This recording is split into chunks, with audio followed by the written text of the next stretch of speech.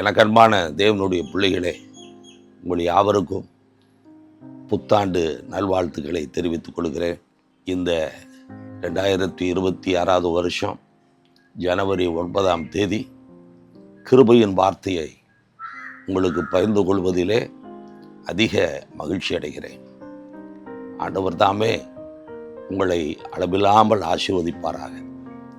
கர்த்தருடைய பெரிதான கிருபையினாலும் இரக்கத்தினாலும் தயவினாலும் அடுத்த புதன்கிழமையிலிருந்து நமக்கு அக்கினி வார்த்தையும் நாம் தயார் பண்ணி அனுப்ப திட்டமிட்டு இருக்கிறோம். கர்த்தர் நமக்கு உதவி செய்வாராக.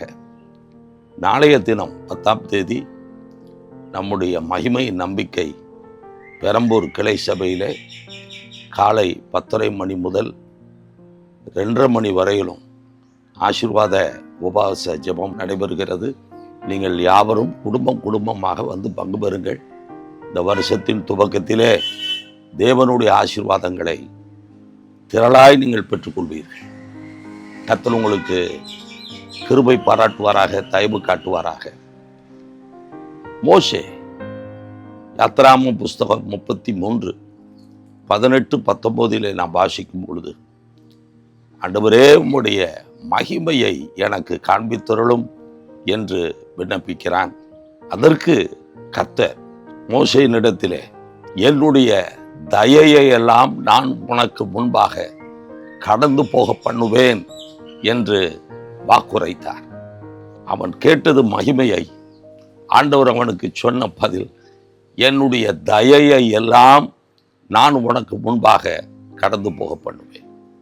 இந்த புதிய வருஷத்திலே ஆண்டவருடைய தயை உங்களுக்கு முன்பாக கடந்து செல்லும். தயை என்கிற வார்த்தைக்கு தயவு, கிருபை, இரக்கம், கடாட்சம், காருண்யம், மனதுருக்கம் என்று பல்வேறு விதமான பொருள்கள், அர்த்தங்கள் உண்டு. ஆம் பிரியமானவர்களே, ஆண்டவராகிய கர்த்தர் இந்த வருஷம் முழுவதும் உங்கள் மீது தயவு உள்ளவராய் இருப்பார், தயை செய்வார். அவருடைய தயை உங்களுக்கு முன்பாக கடந்து செல்லும். உபாகமம் புஸ்தகம் 7வது அதிகாரம் 9வது வசனம் சொல்கிறது, கர்த்தர் உடன்படிக்கையையும் தயவையும் 1000 தலைமுறை மட்டும் காக்கிற உண்மையுள்ள தேவனாயிருக்கிறார்.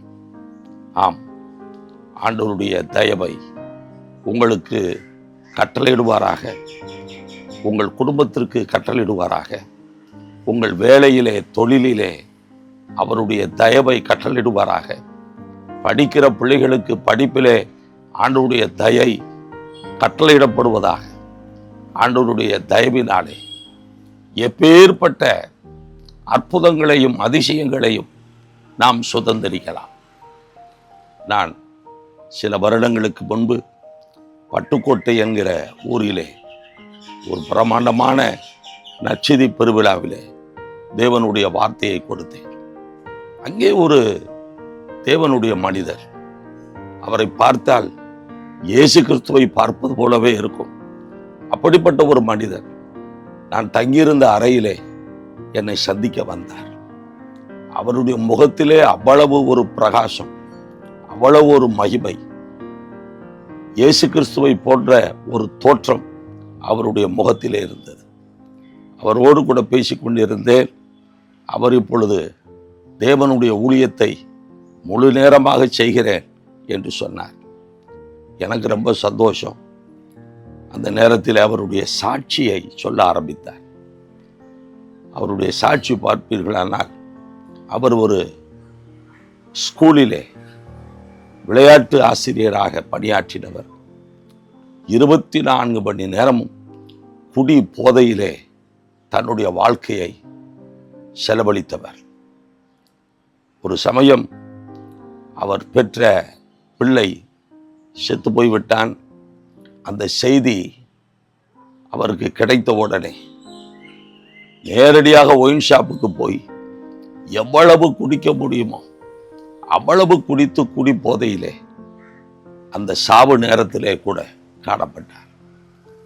இப்படி அவருடைய சாட்சியை சொன்ன பொழுது, எவ்வளவு ஒரு கடினமான மனிதன், கடின உள்ளம் படைத்தவன், கொடூரமான மனிதன் என்று என் மனதிலே சிந்தனை வந்தது.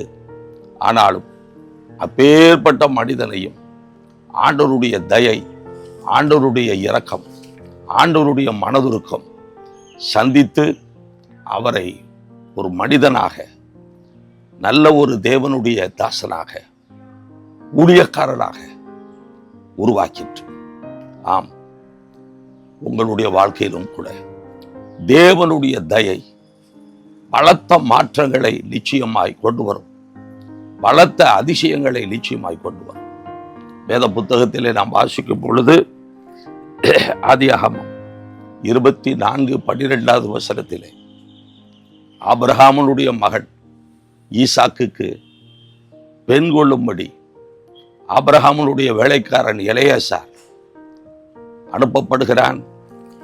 அந்த எலெயாசார், என் எஜமானாகிய ஆபிரகாமுக்கு தேவனாயிருக்கிற கர்த்தாவே, இன்றைக்கு நீர் எனக்கு காரியம் சித்திக்க பண்ணி என் எஜமானாகிய ஆபிரகாமுக்கு தயவு செய்தருளும் என்று ஒரு ஜெபத்தை ஏறெடுக்கிறார்.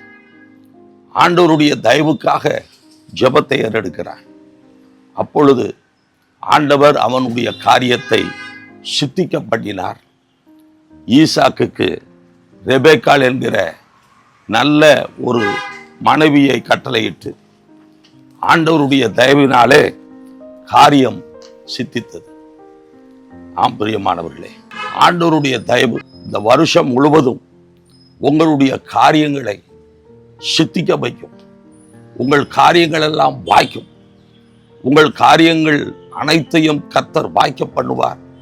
தோல்வியை காண மாட்டீர்கள், ஜெயித்து கொண்டே இருப்பீர்கள். காரணம் என்னவென்று சொன்னால் ஆண்டவருடைய தயை உங்களுக்கு முன்பாக கடந்து செல்கிறது. மட்டுமல்ல, நியாயாதிபதிகள் 6வது அதிகாரம் 17வது வசனத்தில் வாசிக்கும் பொழுது, உம்முடைய கண்களில் இப்பொழுதும் எனக்கு தயை கிடைத்ததானால் என்னோட கூட பேசுகிறவர் தேவரீர்தான் என்று எனக்கு ஒரு அடையாளத்தை காட்ட வேண்டும் என்று சொல்லுகிறான். ஆண்டவர் மனது உருகி அடையாளங்களை காட்டுகிறார். ஆம்பரியமானவர்களே, இந்த அடையாளங்கள் ஆண்டவருடைய தயவினாலே அருளப்படுகிறது. உங்களுடைய வாழ்க்கையிலும் இந்த புதிய வருஷம் முழுவதும் அற்புதங்களையும் அதிசயங்களையும் அடையாளங்களையும் காணும்படியாக ஆண்டவருடைய தயவு உங்களுக்கு முன்பாக கடந்து போகிறது. You are going to see the miracles, signs and wonders throughout this year 2026. ஆம்பரியமானவர்களே, நீங்கள் எதிர்பார்ப்பதை காட்டிலும், நினைக்கிறதை காட்டிலும், வாஞ்சிக்கிறதை காட்டிலும் பலத்த அற்புதங்கள், பலத்த அதிசயங்கள், பலத்த அடையாளங்களை ஆண்டவருடைய தயவு உங்களுக்கு கொண்டு வருவதாக நீங்கள் உறுதியாய் கர்த்தருக்குள்ளே நம்பிக்கை வைத்து அவரையே சார்ந்திருங்கள். ஆண்டவருடைய தயை உங்களுக்கு முன்பாக கடந்து செல்கிறது.